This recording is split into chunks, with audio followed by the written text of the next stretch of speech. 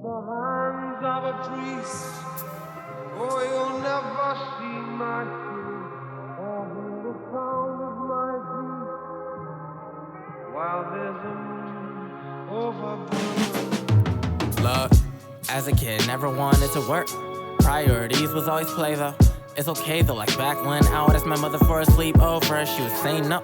She would need to know the parents, cause she was really paranoid about my disappearance. I was more annoyed she didn't have that assurance. And looking back, she didn't want no one to hurt us. Was pretty sheltered as a child, that took a toll, would take a chance and got our trouble changed. Was really wild, or weird, wonderful, waggish, depending who you ask. Everyone had opinions on me, I made people laugh or uncomfortable. Choosing was intolerable, others in the middle, they could tell that I had problems, but could've put a finger on it. Learned to settle the suspicious, got it, was satisfying, TC teachers were astonished. I was the broken record, bright student in the office, could've been my fortune cause I was there so often, but couldn't say that I was a complete loser. Had good grades, decent Uber, and best tenor in the course. What you call talent, my parents called it hard work. What you called a diary, I saw it as my artwork. I thank my father for preparing me for harsh words. Without him, I wouldn't be living or be far worse. It didn't help that when I was struggling inside, everyone around me had blonde hair and blue eyes. Everyone was white, there was like 6 blacks, and Asian 3 Hispanics, and that counts my sister. Her whispers from peers cut through like shears. Over the years, I just learned to shut out all the tears. Put the fire inside me and turned it into music. Now look at me, turning pain into a career. I didn't get it to the time my family was profiled, it was obvious. People would say racially I'm so blind.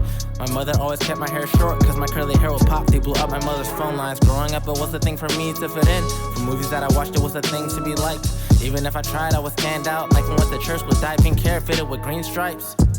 So I accepted that, did not need an opinion. Film story created, persuaded myself that the time has now come and that I should release the demon. Hate me for stuff I can't control, I will give you a reason. Opened my eyes at 3 a.m. and did decide to make a list and made a fist to all the people I would attack. See, I do not blow up immediately, I let my feelings pile up till the volcano erupts and you break the camel's back. It was like 7th grade when I finally snapped. I would take nothing from nobody, I'll take on a whole army of people who thought I was soft and not as a threat. Once I got the names down, I just went back to bed. 6 a.m. it was time for school, but also revenge. Put my clothes on, went to my dad to practice defense. He was a boxer, and to make sure I had my timing down. Clock was winding down, cannot stop me now, this is the end. Then suddenly it hit me, epiphany. There's a more successful way to fight this war of people, I declared. Barely had I used my fist, psychological warfare did not give broken noses, I just needed them scared. I could capitalize on my older brother's reputation, the decimation and rapid demise off of your duration. I heard the gossip from other students, cause they would talk about the black eyes giving bruises and dislocated jaws. As he graduated, students must forgot we are blood.